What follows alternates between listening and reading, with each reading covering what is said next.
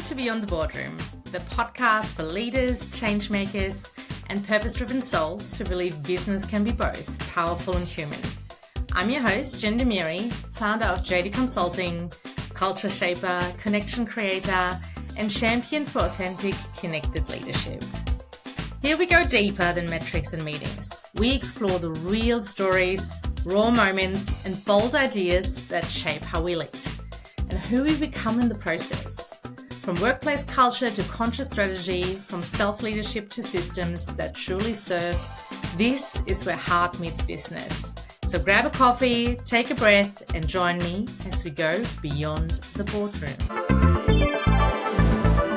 Welcome to a new episode of Beyond the Boardroom, Leading with Purpose and Connection. Today's conversation shines a light on a part of organizations that is often overlooked, yet absolutely critical to performance culture and change. My guest today is Rebecca Houghton. Rebecca is Australia's leading middle management expert, the founder of Bold HR, and the publisher of the B-Suite Benchmarks Australia's only comprehensive dataset profiling more than 1,000 middle managers. What makes Rebecca's work so powerful is that she brings together lived experience, executive leadership, and something leadership development has been missing for a long time, and that is real data. Through Bold HR, she has partnered with some of Australia's largest employers across the public and private sectors, helping thousands of managers become what she calls B-suite leaders with C-suite impact. Leaders in the middle who drive real outcomes without burning out or doing more work. And I certainly believe that's important. Rebecca is also the author of the new book, More Impact, More Easily, where she unpacks why so many capable leaders get stuck in the middle, what she calls the capability cliff, and what actually helps managers increase influence, visibility, and strategic impact in today's complex workplaces. In this conversation, we talk about leadership without title, how to have more impact without doing more, the systems that transform how you work and how you are seen, and why middle managers are the missing link in AI adoption, culture change, and organizational performance. If you have ever felt overloaded, overlooked, or unsure how to move from being busy to being truly influential, this episode is for you. Let's dive in. Welcome, Rebecca. Thanks, Jennifer. That was an amazing introduction. I really liked it. Thank you. You're very welcome. Well, let's go straight in. So you've built Australia's only data set focused entirely on middle managers, and I believe there is not enough focus on middle management, having been in middle management at some point. What surprised you most when you first saw the data? Gosh, where to start with all of that? So you're absolutely right. There isn't enough data on middle managers, full stop. They are what McKinsey famously call a neglected but critical cohort, and they are neglected. That is the phrase for it. When I was at Post, one of the things that I spotted as I started to become responsible for more data on middle managers was our L&D programs spent quite a lot of money on our executives, our MBAs and our, wonderful study tours. And we spent quite a lot of money on our first time leaders and our diversity leaders. And we spent less than 1% on our middle managers, who made up about 50% of our entire leadership cohort. So that maths wasn't mathing for me, to be absolutely frank. So when I started looking into building Bold HR and really focusing on this neglected cohort, one of the things that really started to strike me with the data, and we've assessed thousands. In fact, we're just in the process of coming out with our second benchmark now. So I will send you a copy. It's due out on the 1st of May. Right.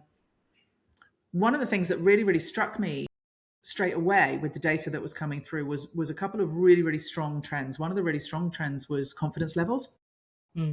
Middle managers are experiencing a crisis of confidence like nothing I've ever seen in any other level of an organization. And I'm kind of the triple threat when it comes to middle managers. I've been a middle manager, I've reported to a middle manager, I've managed many middle managers.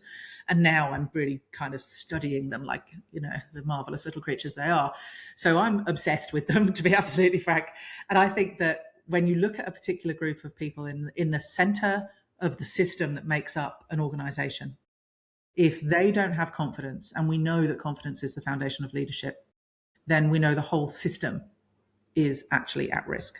And that's what we're beginning to see. So you ask any of the big research houses, the Gartners, blah, blah, blah, blah, blah. We're looking at engagement levels, burnout levels, etc., happening across the organization. All of them can be attributed back to their boss. Yeah. And that, or their boss's boss. And that typically is your middle management cohort. So I think for me, the big one that really jumped out was the confidence piece. A second one that jumped out was burnout. Middle managers have 3 times more burnout than any other level of an organization anywhere in the world. And I think we kind of knew that, but now it's really, really crystal clear. That number is, I think, going to be really interesting this year to see if it's got worse or better. I'm on the fence about which way it's going to go. So that would be the big surprise. I think for me, burnout wasn't a big surprise. Confidence was a real eye-opener for me because it just made sense of so many things that we're doing wrong with middle managers right now. Yeah. And I can relate to that from the time when I was in middle management. I was the person that felt overlooked, that did all the work and did a lot of hard work, and people were promoted over me.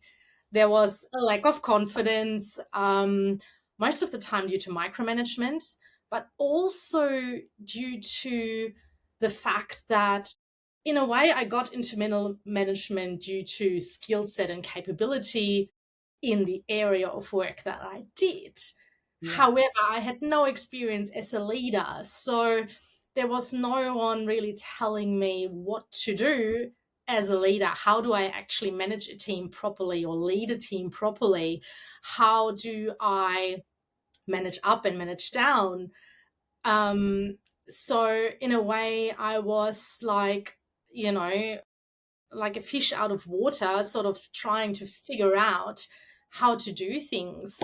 And I think the burnout again at the same time, because I didn't know how to set boundaries. I didn't know how to say no. When my manager set a meeting, how do I say no to that? Or how do I ask the question of, okay, what are we discussing? Is it important, or can this wait? Do I have to be there, or just say, actually, no, I'm not coming to this meeting? So, and I think, I believe there are a lot of those things in your book, More Impact, More Easily. I've read parts of it. I haven't finished it completely, and I'm really excited to finish it. It's a chunky book, so don't worry. But it's really great. It's definitely those tips and tricks that I needed back in the day. And there's also a lot of in here that I discuss with my clients. So I really want to dive with you into the confidence and the burnout piece a bit more. But one other question I have for you is, you talk about the capability cliff in the middle of organizations. So what does it actually look like in practice, and why should leaders at the top care about that? Great. That's a really great question. I'm going to actually take it straight back to your lived experience, because what you were describing is what millions of middle managers experience. So whilst you are very, very special, Jennifer, you're not unique. Okay. Well, I'm fully aware of that. I know, and it's such a sad fact, right? That middle managers everywhere, they are bred as experts, subject matter experts, almost exclusively. Nobody kind of comes into middle management from nowhere. We're mostly coming up through a domain channel. In that process, we're being trained for certain things. We're programmed to work really hard, to be mega productive, to be a little bit competitive, right? Because we are the best. Yeah. That's quite important.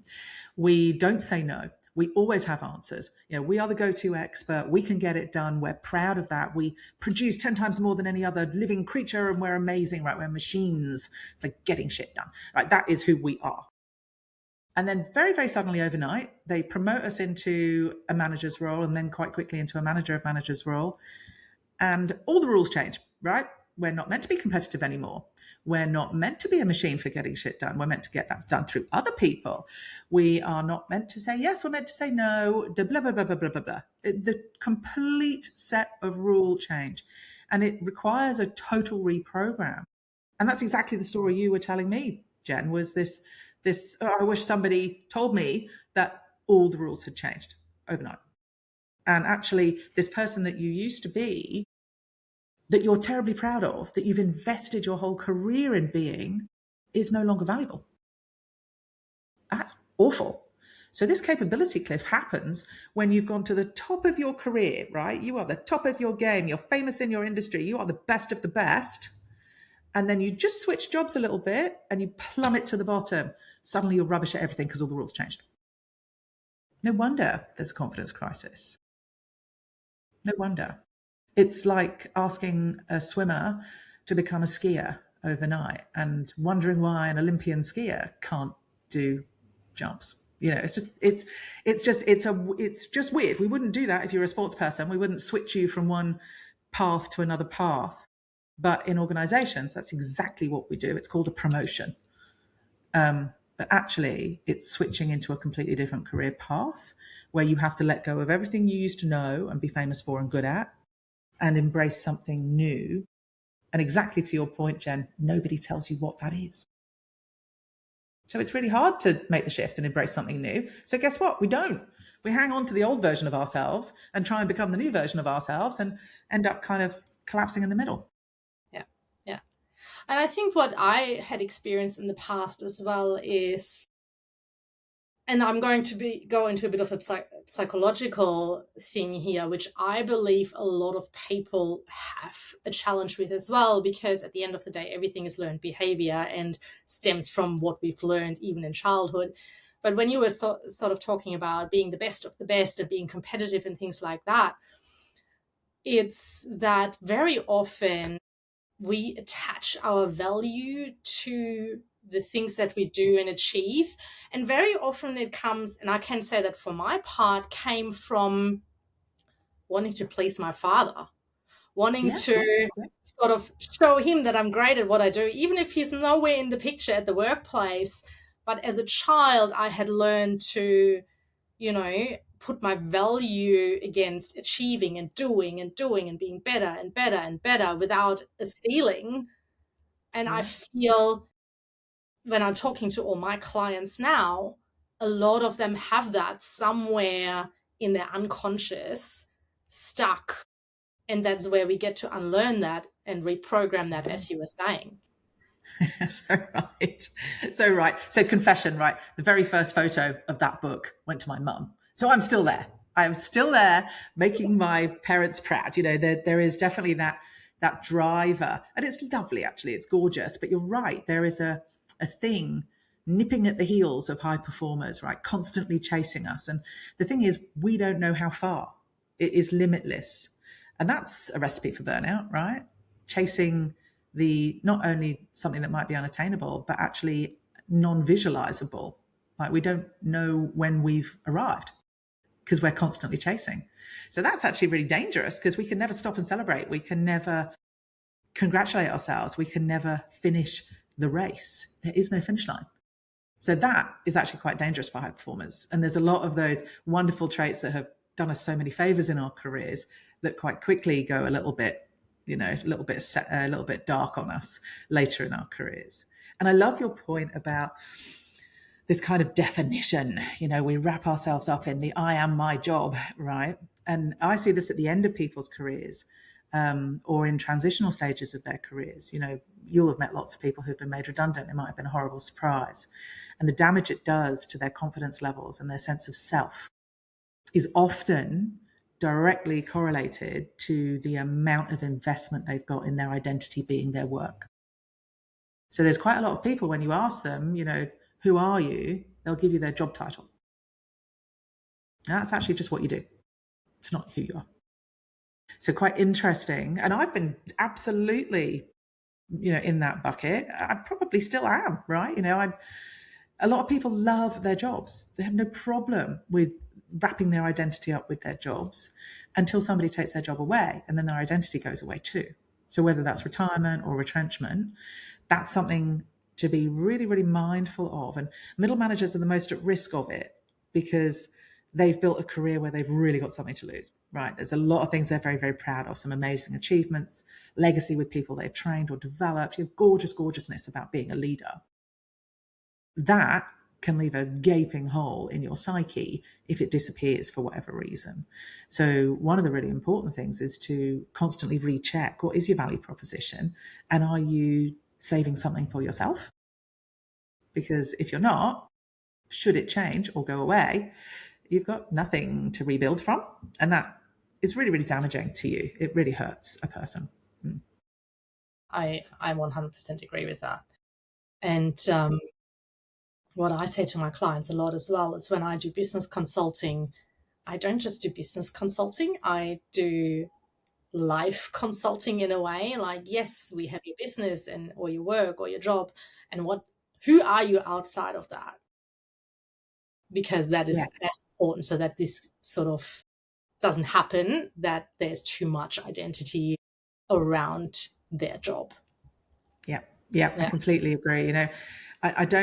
I'm not somebody who subscribes to the kind of leave your home body at home and bring your, I can't, whilst we say this, bring your whole self to work, it's like, I don't think you bring your whole self to any relationship. There are bits of you that you magnify, bits of you that you downplay, bits of you that you might leave out of that relationship. And that's your judgment call. And you have a relationship with work just like you do with a person.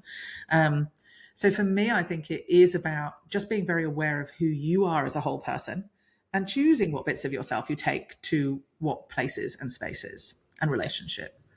Yeah. A lot of people aren't very aware of who they are as a person. They're so busy doing, they're not very busy being. Mm-hmm.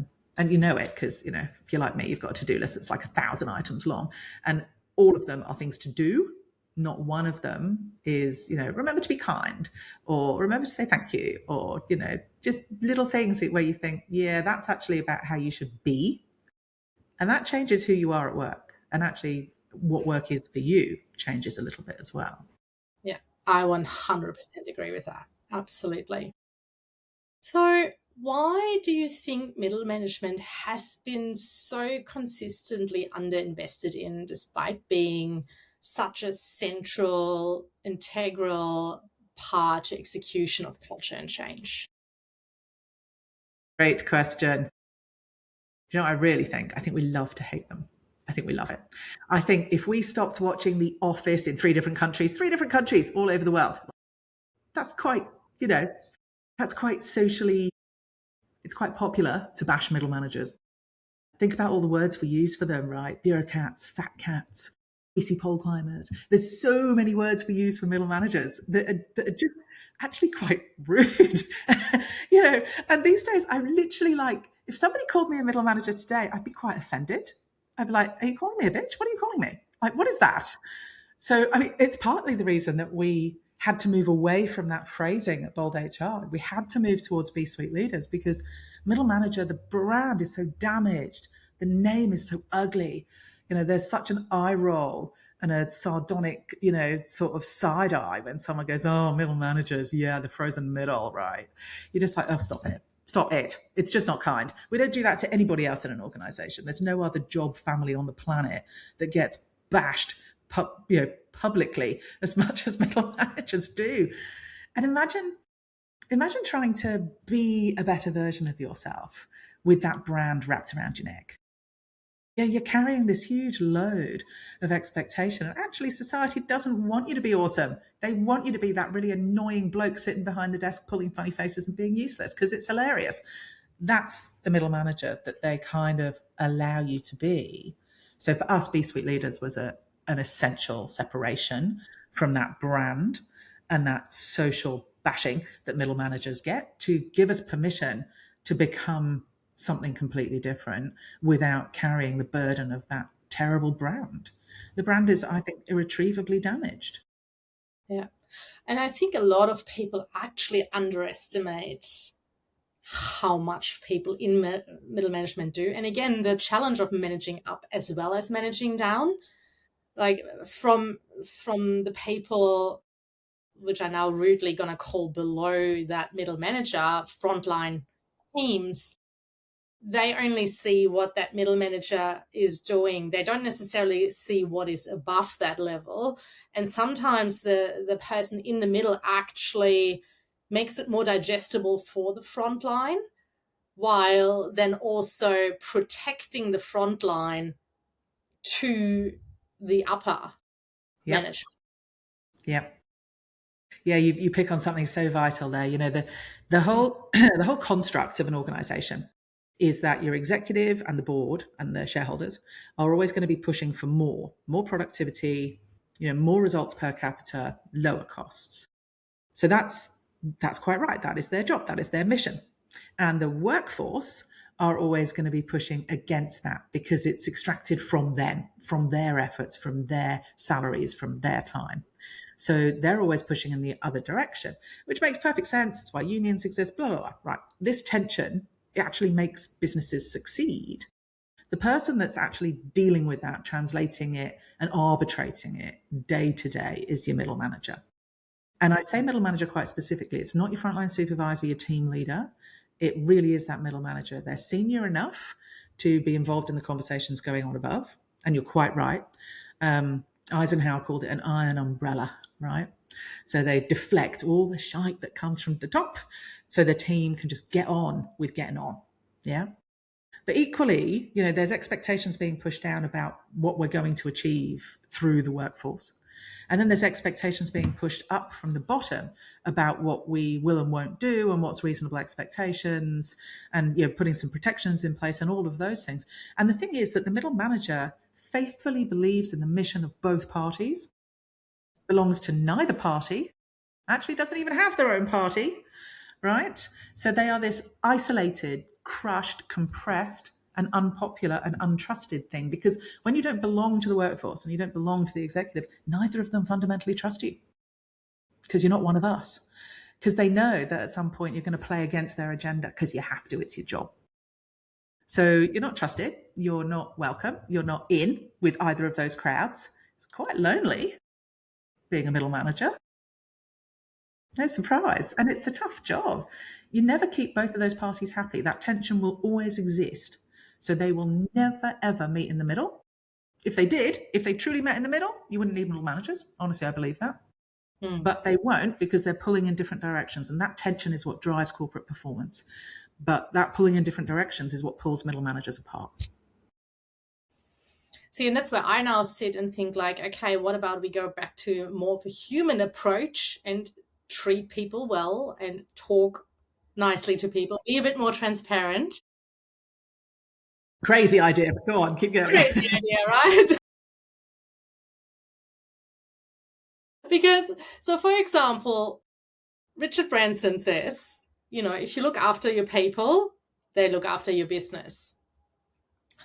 And very often there are really great intentions from certain levels. Sometimes I don't even know which level it is. However, if all the levels would actually talk to each other in a way that it would work, then things should happen. And there is always something in between. But the question is, where does it get stuck? Yes, I think you're onto something. I mean, this kind of this trust is at play. So does the workforce trust that the middle manager is carrying their whole conversation upstairs to the executive committee or the board? No, they don't. And to be fair, the middle manager is filtering what needs to be sent upstairs and what would be irrelevant or pointless or undermine other arguments that are in play. And equally, the executive don't trust that their whole conversation is being translated down to the workforce. And that's because middle managers are using their judgment. And they're like, no. If the workforce hear that's what you really think, they will leave in droves, and that's a disaster. So I'm not going to pass that on the way you said it to me. We're going to have to package this up differently. I know my people better than you do.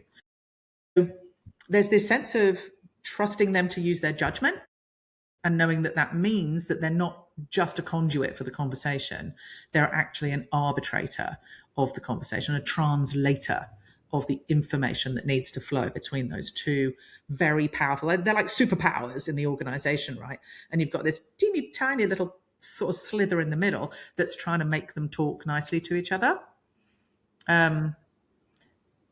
They don't always talk nicely to each other.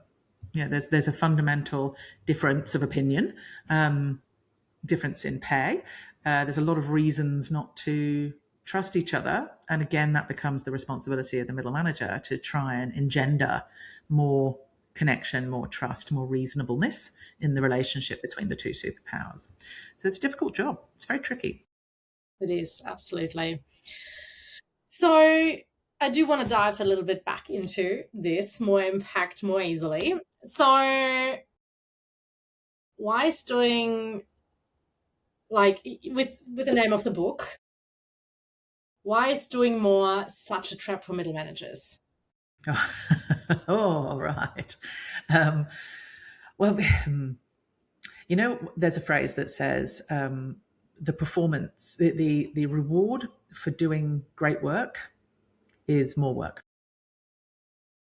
Yeah. Yeah.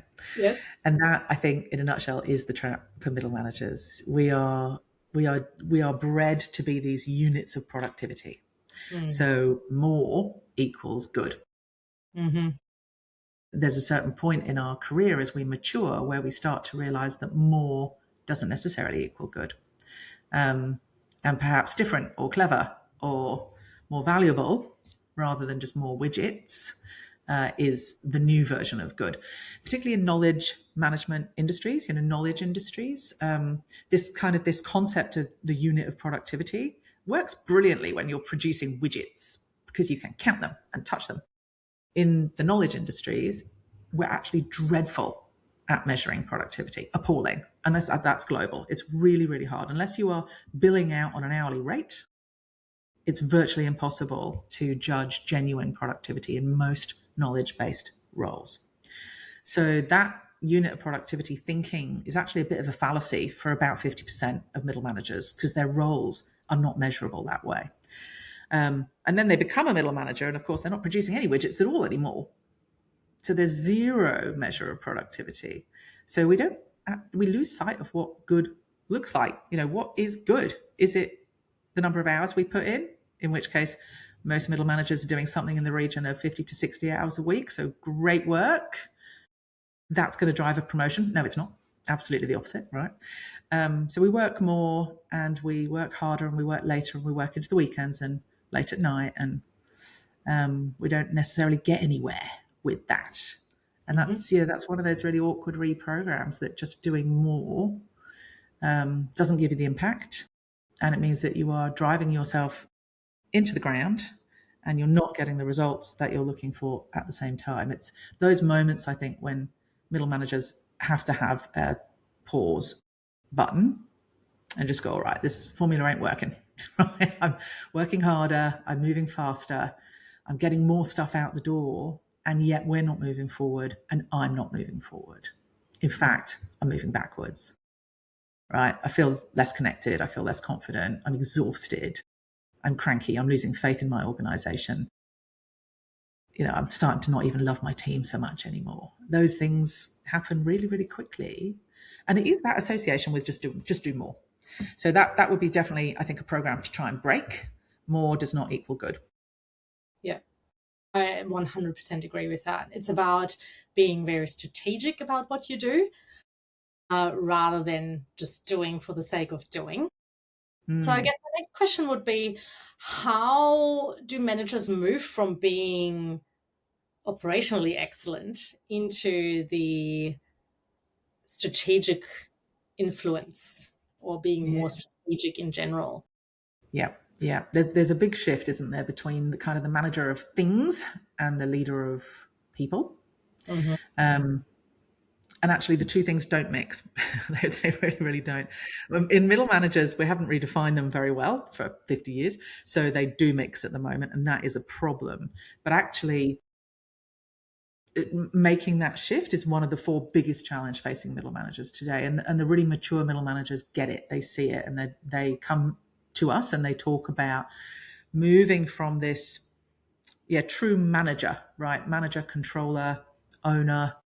I'm managing tasks and processes, to influencing those that manage tasks and processes, influencing the tasks that need to be done so that maybe some of them don't need to be done, or influencing the processes so that they're not so crap in the future. All of those things, you suddenly stop looking at the tasks and the widgets and you start operating at a completely different level. Making that shift, like going from a swimmer to a skier, is massive and very, very material.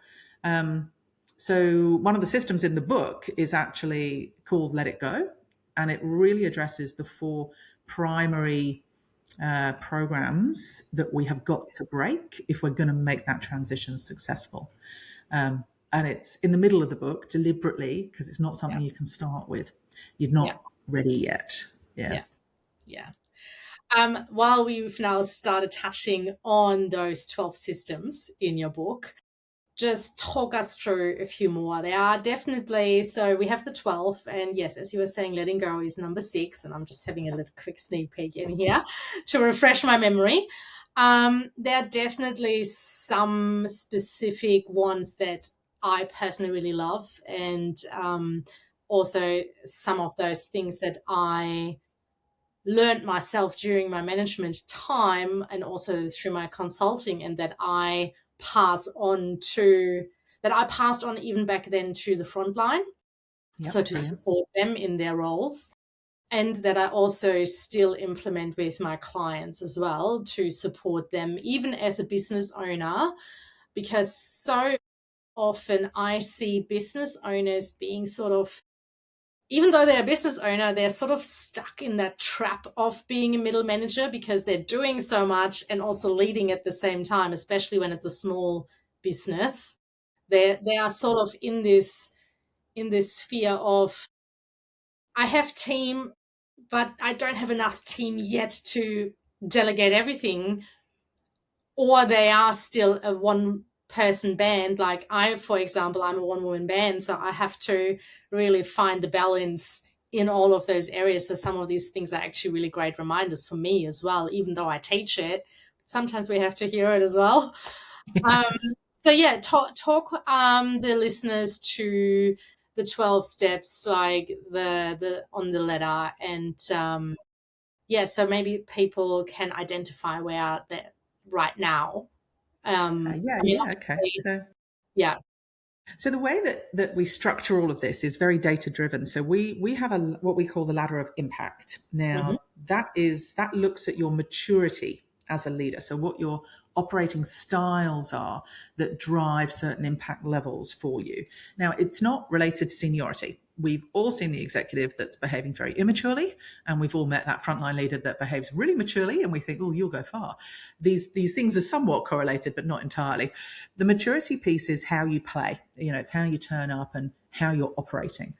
And that's quite telling. So there's an assessment that you can do, that there's a link provided for you in the book, where you can actually assess yourself against the rest of the world, all other middle managers, and know where you sit on that ladder of maturity. And what that will do is that will actually tell you what areas are most pressing for you. Now, most people who read the book, when they look at the systems, the 12 systems that are your go-tos of how do I fix this, the systems themselves represent kind of situations that you're most commonly going to come up against. So things like burnout, confidence, managing up, managing outcomes through teams, driving performance, blah, blah, blah. Right. Those are all individual systems. One way to kind of look at those systems is to go, all right, what challenge is facing me today? Oh my God, I've got this nightmare business case is losing its way. I need to manage up urgently. You go to that system, you remind yourself of the pathways and the pressure points and how to get control back on a political influencing exercise. Or your team's not being very accountable and they're kind of going off the rails a little bit. You go to the system for performance to go, right, how do I get this back on track? So they're kind of helpful in the moment pieces. And we call them systems quite deliberately because there is no silver bullet. If there was, there wouldn't be a leadership industry, full stop. And all managers would be amazing, full stop. I wish management was that easy. I really, really do, but it's not. So we have to look at it as a series of systems that intersect and interlink with each other.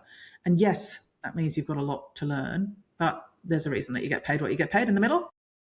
It is about learning a whole new career. You are going from being a swimmer to being a skier. You have to start from the bottom. That capability cliff, you start over again. So those systems are really useful to kind of give you two views. One is what's happening in my life right now. Let me just go to the system that's going to give me the answer. And the other one is a slightly more personal development view, which is what's going on with me, what's my maturity level, and where do I need to concentrate to start lifting my game and having more impact more easily. Great, I love that.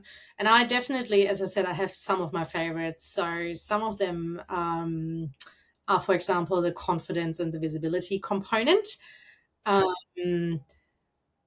Talk us through those, because, for example, again, with, as I said, from my experience in the past, the confidence issue was mainly due to micromanaging, and again, starting at the bottom to where I was, from where I was before.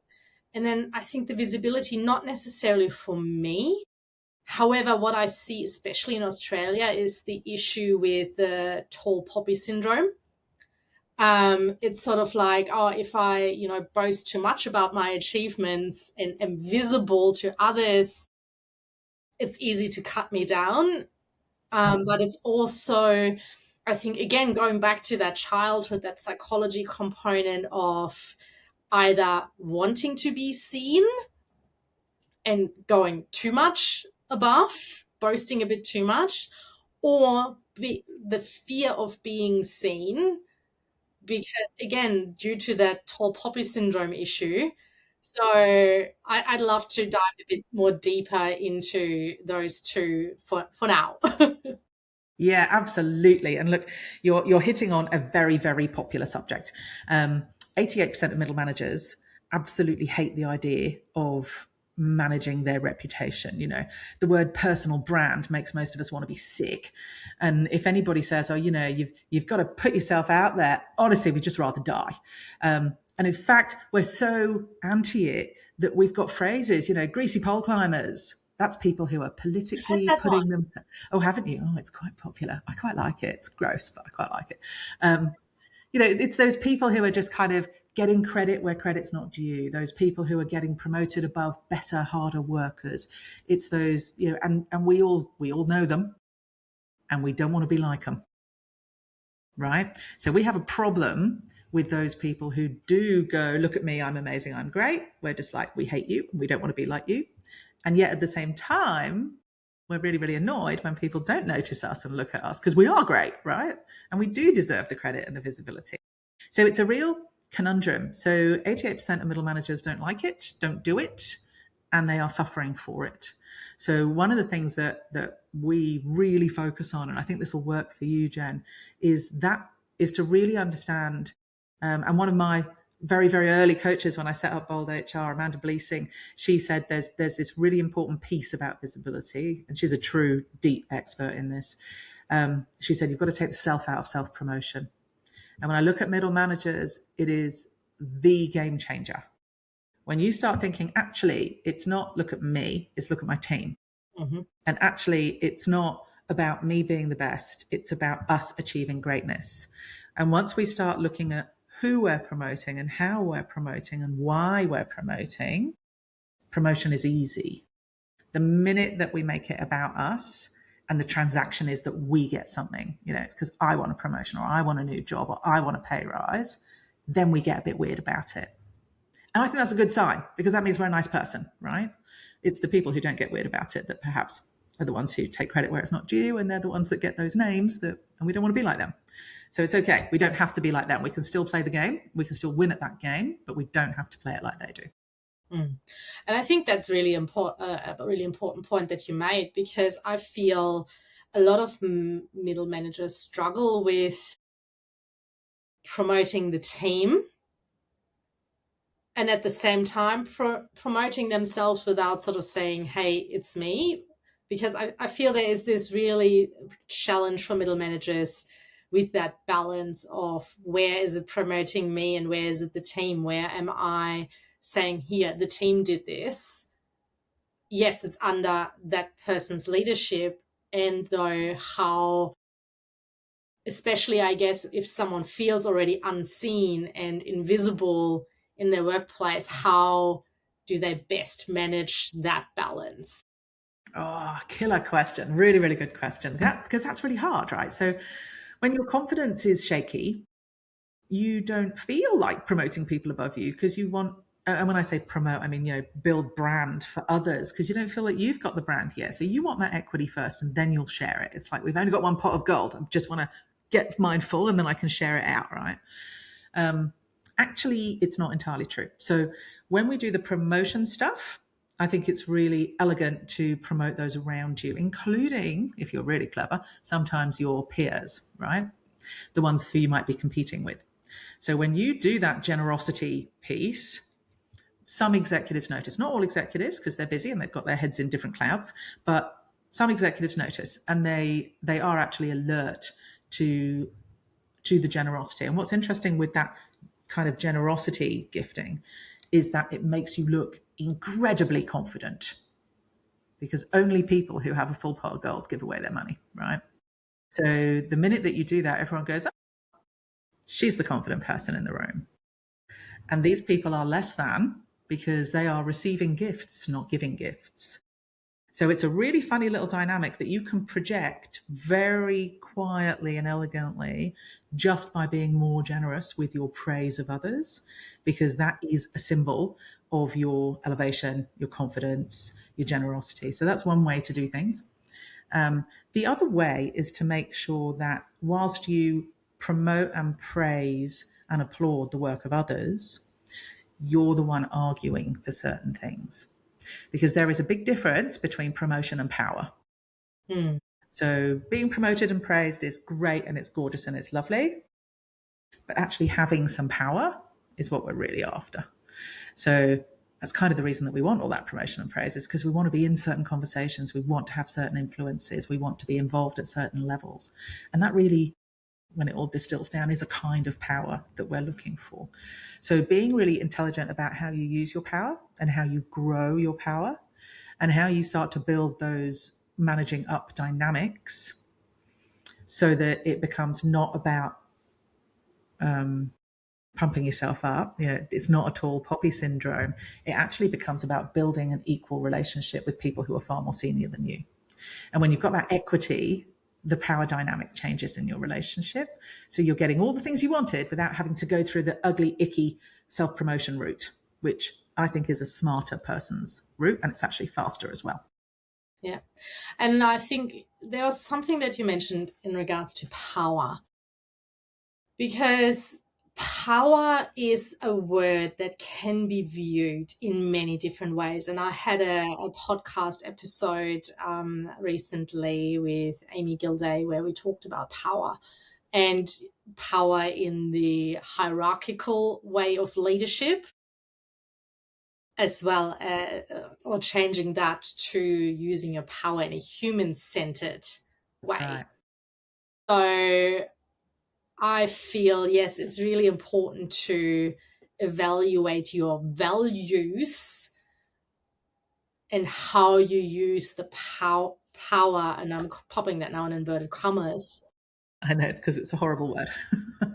Well, it's not a horrible word. It can be interpreted in so many different ways. And even if it is, let's say, used in a good way, in the human-centered way, at the end of the day, it's all perception, right? So someone can still see it in a different way. Totally. Every time I use the word power, it's always got there's always this weird thing that Darth Vader comes up in my head, like literally every time. But I just have a really, really negative association with power, and I'm not alone. I know that, right? But you're right. It's kind of, there's a couple of ground rules. What are you going to use it for? How are you going to use it? And how will you never use it? Like the abuse of it. Like how do you protect yourself and hold your own standards up? Because by the time you're a middle manager, you've got lots of it. Let's not mess around. You do. So to not use it at all or to live in denial about the fact that it exists in your life is naive, actually. So we've got to use it. So we've got to admit it. So I think we've just got to have some really strong ground rules for ourselves that we can articulate to others, because it does help them to know that you know you've got power and you are going to use it responsibly, and this is how. As opposed to just kind of never talking about it, because then you know what it's like when you hide things, people don't trust them. I actually think you can't hide the fact that you've got power when you're a middle manager. It's in your job title. They expect you to use it. So I think you have to talk about it. Yeah, great. In a way, I want to backtrack a little bit and go back to productivity and burnout. There, in your system 1 on productivity, you talk about something that I'm really passionate about, and a particular word that I actually banned from my vocabulary. And if I ever use it, then you know things are happening. It's about, you know exactly what I'm talking about, I think. I think I do, but I'm on the edge of my seat. It's about the culture of overworking and the programming to be busy and think busy.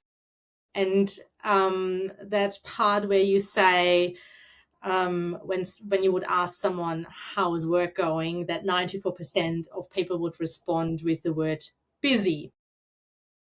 And yes, that is a word that I cancelled out of my vocabulary.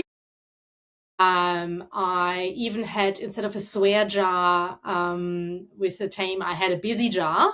So every time you used that word, you had to put some money in. Well, for me, it was born from a component of a lot of people are using that word to get out of something to do, or saying they're so busy to take something else on, while with what they were doing, they were not actually productive. They were mucking around a little bit. Or they were busier drinking coffee and talking to their colleagues rather than actually doing what they were meant to do. While I 100% believe in downtime, regular breaks, things like that. So I also banned them from having lunch at the desk. And sometimes I even took them out for a group team lunch. Everyone brought their own lunch, but I was like, okay, guys, today is full on. Let's all take a break together. Let's go outside into the sunshine, sit on the grass and have our lunch together. So talk to me about the word busy. The word busy, yes, it's one of about 5 words in my life that I really, really hate, and I don't particularly like the word hate, but I really, really hate that word. So just like you, I think the word busy is a catch-all, a mask, an excuse, and unfortunately, dreadful for your brand. So one of the things that always makes me laugh, you go into any city in the world and you sit around, in the city centres, the business centres of any city in the world, and you sit around at the coffee shop and you listen to people in the queue, and the conversation is identical in every language and every culture all over the world, in the coffee shop at like 7:30 in the morning. How's work? It's so busy. Oh yeah, I'm so busy. Oh no, I am so busy. No, but I'm like so busy. And you're like, wow, so competitively busy are we? It has become this, like gladiatorial competition about who's the most busy. And I do sit there and I just think, that you're kind of arguing about how dumb you are in public. And yet people don't get it. It's a badge of honor. The busier we are, the more valuable we think we are.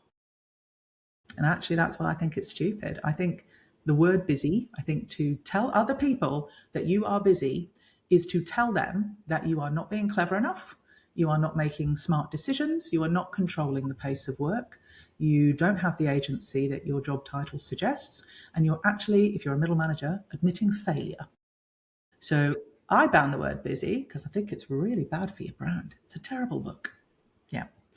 Yep. So that's it. I listen to people competing about how busy they are and shaking my head sadly and thinking, why are you telling everyone in the coffee shop how dumb you are? And to be honest with you, I agree with you on that point. Yes, that's why I was saying I've banned it, because I believe people use it to get out of doing something or are not very clever at using their time effectively. And I think in your chapter about productivity, you popped some really brilliant tools in there on how to really get more clever at what you do, and also some words to use that I actually use myself. Mm-hmm. So yeah, I think that it's a really brilliant chapter. Do you want to dive into anything else on that chapter for us? Yeah, I mean, I think a lot of people will be listening to this and going, "Oh my God, that Rebecca, she's really mean." I am really busy and I'm not really stupid. I'm like, okay, I am totally hearing you.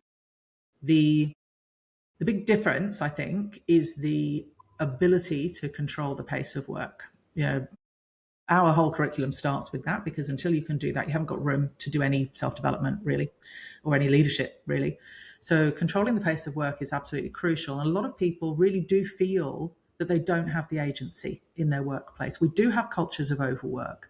We do have cultures where working till 10 o'clock at night is not just normal, but kind of celebrated, like what a hero you are, what a legend. Happily, this is beginning to decline globally. I'm really, really happy to say that, because it is not healthy at all or reasonable. You don't get paid to work that late. What's interesting, though, is there's still this kind of legacy of working long hours, being busy is still the sign of a hero. So I think when people feel that they don't have the agency to control the pace of work, and it's not about them being smarter, it's about the expectations of the workplace. I think that's one of the stories we tell ourselves, and we buy into it too deeply. Yes, of course, your boss has more power than you. Yes, of course, your workplace expects you to work. That's that tension we've talked about between executive and workforce. When you're in the workforce, they want you to work. The job, the clue's in the title.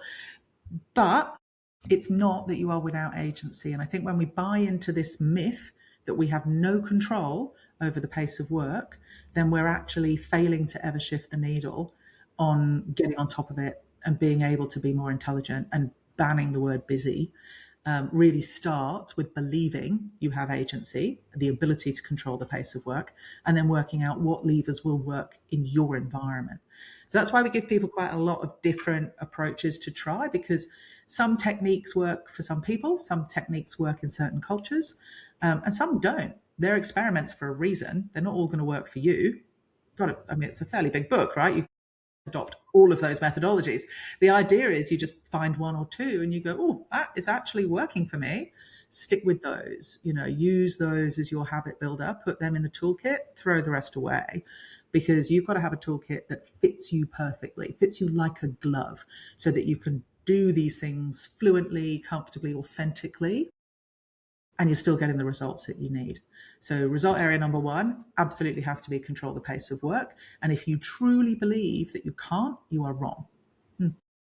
Yeah, I love that, and it's so true. I recently had a client where I suggested a couple of things, and I said, you don't need to do everything, and I would like you to try this, and I'd like you to try that, and then see what works best for you, and let go of the rest. Beautiful. Yeah, Yeah. As you were saying, it's not about doing more, it's about being smarter with the way we do things. exactly right. Yeah, exactly right. And that you're right, in your development as well.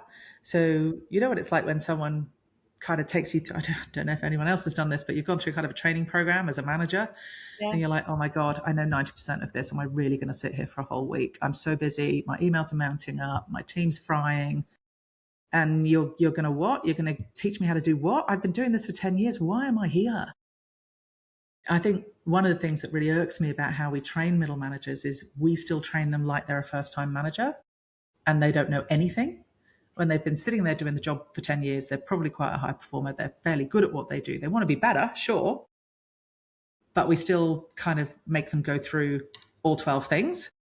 And it's actually quite patronizing and insulting for most middle managers, because they're pretty good at probably 10 out of 12. There's probably only one or two things they really need to be better at. So for me, I think that's really, really vital. It's exactly what you're saying. It's actually about doing less and getting better outcomes. Yeah.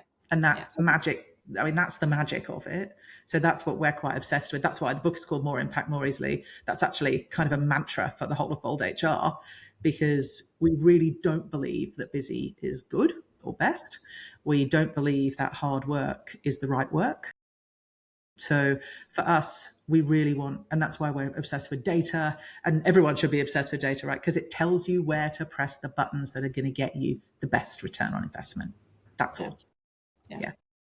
And you definitely made a great point about training as well. Like we're training middle managers like they're first time manager.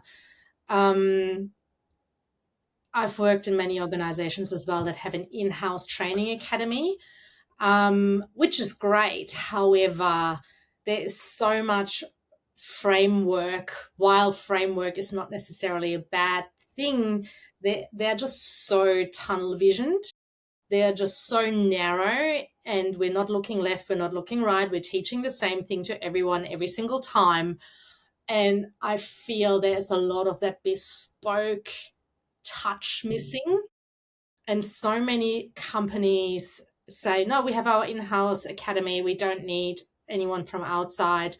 Maybe that outside look would actually be really great to give you some more ideas, some fresh ideas, or really support in that bespoke component that some of your team or some of the team actually need, rather than sitting like a full day, 2 days in a training session where, as you were saying, they're not focusing because they feel insulted by having to sit through the same thing over and over again. B, their emails are stacking up and they're more worried about that than actually taking on any new knowledge that they may get in that training. So yeah. You're absolutely right. You're absolutely right. And it's one of the areas that, ask any head of L&D or chief HR officer, one of the areas that they get pretty smashed on in HR is leadership program return on investment. Mm-hmm. It's pretty bad. Most executives are like, wow, these are really expensive programs and we're moving the needle nowhere. Like, why are we doing them? We're doing them. Most executives are quite cynical about their leadership programs. They think they're a bit of a retention exercise. They're not really a development exercise. You're like, okay, wow. Well, why'd you keep investing in them then? Not being funny, but why'd you keep throwing your money away if you feel like you're throwing your money away? I think because, particularly for mid-level leaders, again, it's totally different when you're a first-time leader or a frontline leader. It is very skills-based development. When you're a mid-level leader, you actually already know how to do the job. But for some reason, you're not. So in actual fact, it's not about learning new skills. It's actually about your mindset, not your skill set. So that's a completely different learning track. It's a totally different technique. It's utterly different. And I think unless your in-house academy is being run by an ex-middle manager, the odds of them being able to deliver at that level and get in your head at that level and unlock the blockers that are stopping you from using all the techniques that you've already got somewhere in your memory. You're just not using them for whatever reason. To unlock that's where we need to be playing out for middle managers. So it's really not a skills building exercise. And I think that's a primary error that a lot of leadership programs make. It's mindset over skill set at that level. Yeah, I agree. And I'm curious on your opinion about what I'm about to say. I feel there's a lot of talking at people rather than being curious of what's holding them back in being more efficient and effective at their leadership or the middle management. That is my opinion. What are your thoughts on that? Oh, gosh, I totally 100% agree with you because there's a couple of things that go on, the role of middle manager has evolved massively and rapidly. You look at just the last 2 years with the emergence of agentic AI and the expectations around how we use that in the workplace.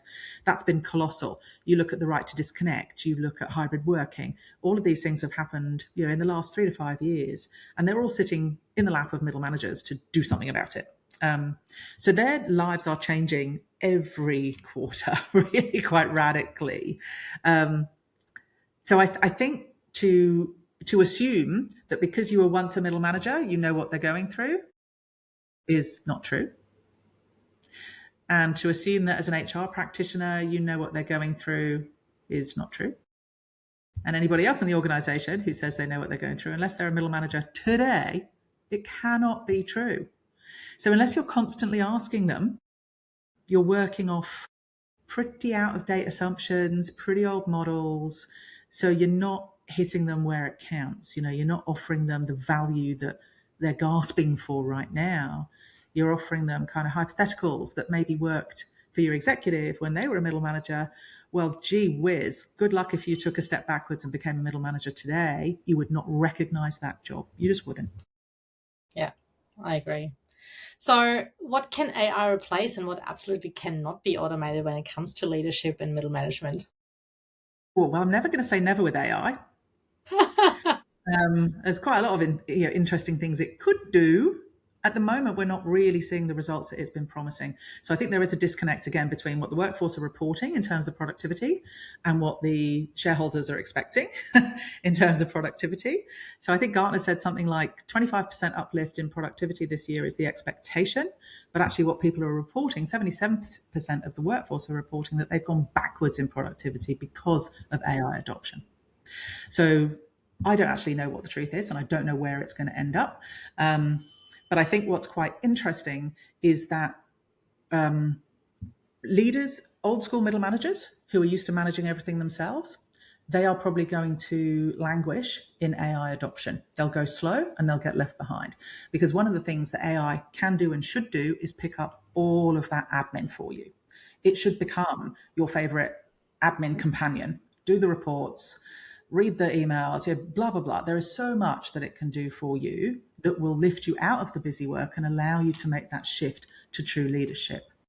What AI can't do at the moment is true leadership, right? The kind of the real interpersonal engagement, the use of power, the ability to really influence and build that capability, that remains core to, I think, leadership tomorrow.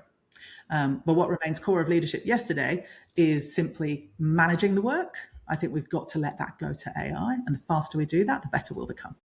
Yeah. And I think as well with AI, there's so much out there, but there's also not enough training on how to utilize it properly to people's advantage. So I think the productivity could potentially go down because there's just so much overwhelm in how do I utilize this best for what I do versus, so there's so much trialing and erroring in that space rather than actually helping with productivity. I agree. I think at the moment, because we've got these high expectations, but kind of generic understandings going on, people are just like, oh, use AI. Good luck. And then we'll have 20% improvement next year, which is kind of great. But I think one of the things that we're learning working with the hundreds of middle managers that we do is that the most impactful sessions that we have around AI are not around the theory of AI. It's actually around the specific use cases and helping managers build out their tool for a specific use case. So without getting that specific about what are the tasks that I do often that AI can help me with, until you're at that level of detail, it's all hypothetical. Yeah. Yeah. So I could talk to you for hours. This is a great conversation. So how can managers lead change without carrying the emotional weight of the entire organization? Oh, that's a good one. Yeah, we talk a lot about this and it is a bit weird. So bear with me when I say this.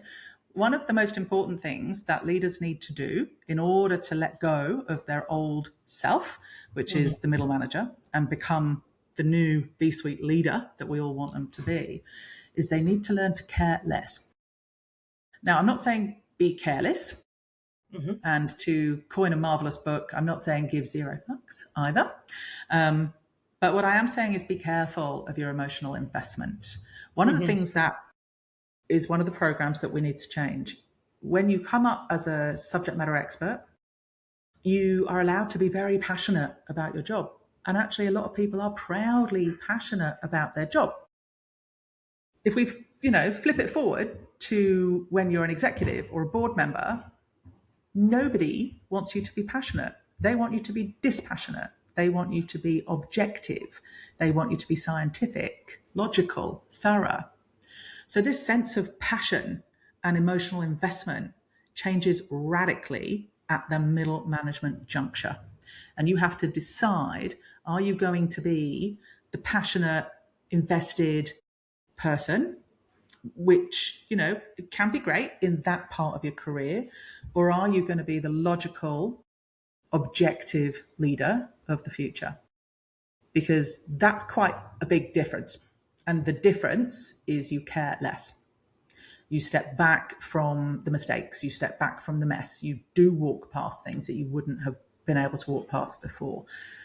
You accept failure, you compromise more, you decide what battles you're going to fight and what ones you're just going to leave alone.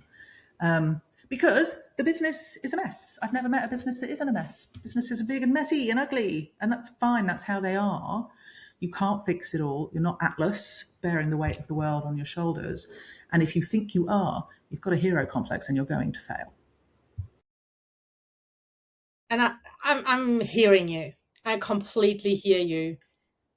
And so I have walked into a lot of organizations recently, even as a customer, where I personally believe people sort of jumped that cliff a little bit too much and went onto the careless component where standards dropped.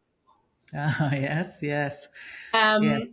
Where I, as a customer, experience something that maybe my standards are too high, and then on the other hand, that shouldn't be considered as my standards being too high, as I feel this is even bare minimum. Oh, And it's such a good one. minimum. So, and I feel that it's happening more and more, that standards are dropping in organizations. Customers are suffering from that. And what I see is even worse is customers are letting it go because they're saying, oh yeah, it's dropping more and more. And where are they then also part of the problem of standards dropping? Yes. Look, I think you're onto something quite important. There is a massive difference between caring less and being careless. Massive difference. You must never be careless. And where you choose to care less is quite important. So if you're in a role that impacts the customer, that is the one area you do not care less about. You might, in fact, decide to care more. But there might be other areas that you care less about, right? So it really is a case of pick your battles. Throw your energy into the one or two things that are going to matter the most, and be prepared to compromise or completely ignore everything else, because there's a lot of noise. Every job is going to be different. So that judgment call is going to be different. Every human is different too. So that judgment call is different. The leaders that I find that are kind of really wrapped up and overinvested and burning out and circling wildly are the ones that are invested in everything. That's just not smart use of your time and your energy. Your energy is finite. You do run out of it. Most managers by the end of every day at the moment are running out of energy. So if you're throwing that valuable commodity at things that don't move the needle for your job, your team, your business, your person, then stop, I guess. Stop caring about everything. Choose what to care about and invest deeply. But you can't be emotionally invested in everything. It's just not sensible or sustainable. Yeah. Great. So if listeners took just one step after this conversation, what would you want that to be? Is this where I say buy my book? No, I'm not going to say that. Well, honestly, like even for me, who is someone that teaches some of the things that are in your book in my leadership development programs or in my one-on-one coaching, I still believe it's a great refresher on some areas for me as well. So I will definitely pull it out in between and sort of say, hey, what was that again? And reminding myself. And though, besides the book, what would it be? Besides the book. Well, thank you. I think I wish there was a silver bullet. I wish there was one answer that fit everybody. I think to find a pathway that fits everybody, the step that I would like people to take if they're in middle management at the moment and struggling in any way is to, I think, probably ask yourself, where are you struggling the most? Is it controlling the pace of work? Is it using that space to think clearly and confidently? Or is it your ability to influence?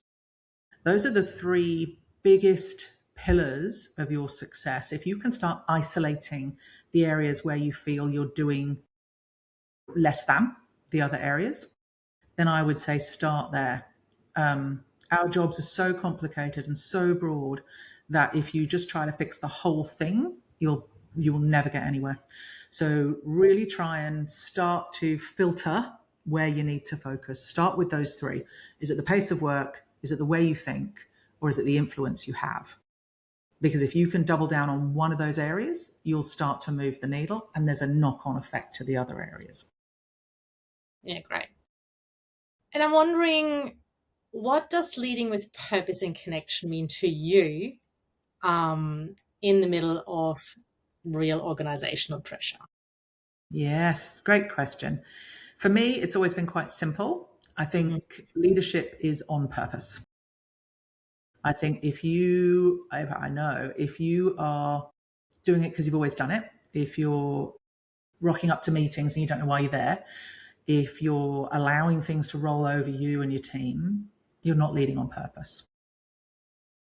So for me, that's the thing. Do it deliberately. Whatever it is you do it deliberately. Because if you're not being clear enough to be able to say, I did that deliberately, then you're not really thinking about how you do your job. And that is the sort of the start of the slide towards weak leadership. So I would say, do it on purpose, be deliberate.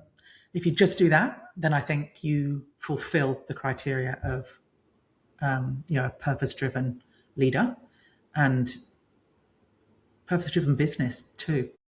So whatever you do it deliberately, do it on purpose. And one last question I have for you. And then afterwards, I'll just give you the floor for anything else that you want to discuss that we haven't mentioned on the podcast. But if you were sitting across from yourself earlier in your leadership journey, what truth would you want that version of you to hear now? Okay, right. So the honest truth is still to this day, I was overlooked for a promotion as a super high performer, overlooked for a promotion. And I'm going to tell the truth here, had a proper tantrum and quit my job. So when I look back on that now, I think, okay, so your emotional maturity was clearly not at the right point for you to be a manager. They made the right decision, regardless of how you felt about it. So for me, that kind of competition program was too strong for me to be able to lead, because I would still have to beat my team, right? I would still have to be the best and win. And that's not good leadership mindset. So that was my first kind of lesson in leadership, if you like, was not being selected for a leader. Then I went off and got myself a leadership role, and basically got some really, really bad feedback from my team that I was being really inconsistent because I kept treating them all differently. And to be fair, that was the theme of the training at the time, was kind of adaptive, which just made me inconsistent and untrustworthy. So I stopped being a leader and I went back to being an individual contributor. And that was the first of 3 times that I've quit being a leader and gone back to being an individual contributor. So I think if I could have told myself something at the beginning of my journey, it would be that leadership is not your entitlement for performing. And leadership is totally different to what you think it is, and much, much harder than you assume. So there is a bit of vocation in leadership, because honestly, it's quite tough and it's quite thankless and it's quite lonely. And you never get paid enough for the shit that you deal with, particularly in the middle, ever. So there's a little bit of why you're doing this. I think get really clear on why you want to be a leader. Is it just the prestige and the payroll and the power? Because you might find that there are other pathways that give you all of that without the rest of the stuff that goes with it. You've got to be ready for the whole job. And I wasn't till I was in my 30s I was not ready for the whole job. So I've been a reluctant return to leader in the latter half of my career. And I think that reluctance has actually really helped me to be a better leader. Still wasn't brilliant, by the way. Ask anyone who's ever worked for me, but learned a lot of lessons as a result. And though, isn't it, again, part of perception of people, right? So one can perceive it as brilliant and someone else can perceive it as something different. And is it always a you problem, or can it also be a them problem due to ego or... You're quite right. Relationships are two-way. Relationships are a two-way street, right? A dynamic has got to have two sides to it. The most you can do is be the best at your 50% of the equation. You can't control their 50% of the equation. You can control how you react to their 50% of the equation, but it's still only going to be 50%. That's why brilliant relationships are worth their weight in gold, particularly at work, because they make work easier. So I think, yeah, you're definitely onto something. It's not always about you. And I think the formula for performing as a leader, particularly, is not all on you. You know, half of it is your behavior, your capabilities, your attitudes, your mindset. Yes, it is. But the other half is the environment in which you're applying those things. So it could be your organization, it could be the culture, it could be the relationships you've got. And that's why there is no one size fits all for leadership, right? There is no book that works for everybody, because that combination of self and environment, it's unique in so many cases. And that's why you need to have many, many experiments to try, because it's the combination of tools that are going to work for you, given that formula for performance. Yeah, perfect. Well, that brings us to the end. Is there anything else that you want to add that we haven't discussed that you want to definitely make sure the listeners are hearing today? No, I think you've been very, very generous. I'm exhausted. These have been really, really good, hard questions. So you've made me really think. Right. Yeah, I would love for middle managers everywhere to know that while society doesn't recognize you yet, while organizations might not fully recognize you yet, that change is coming. I would love middle managers to know to embrace AI as your work companion, because you have to lift out of the busy work. If you don't, the robots will take your job, and I don't want that to happen to you. So I really, really encourage people to think about ways to elevate your impact at that human level. And, things like that book that we've just been talking about will really help you. There are lots of other ways. Thanks, Jennifer.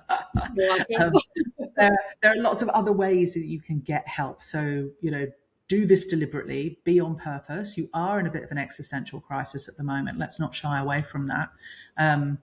But I do think that the future is quite rosy. I just think you have to act with purpose now to make sure that your future remains rosy. That's what I would say. Wonderful. Well, thank you so much. Thank you for your time today. I really enjoyed the conversation wholeheartedly. If people want to get in touch with you, I'll pop all your details in the show notes. We'll also put the book title into the show notes as well. And yeah, I'm looking forward to, the episode releasing and us catching up at some point. That would be awesome. Thank you, Jennifer. Brilliant interview. Thank you so much. Bye. Thank you so much for tuning into this episode of Beyond the Boardroom. I'm truly grateful to have you here. So if today's conversation resonated with you, I'd love for you to follow the show, leave a review, or share it with someone who'd find it valuable. Your support helps us spread the message of purposeful, connected leadership even further. So until next time, take care, stay curious, and lead with heart.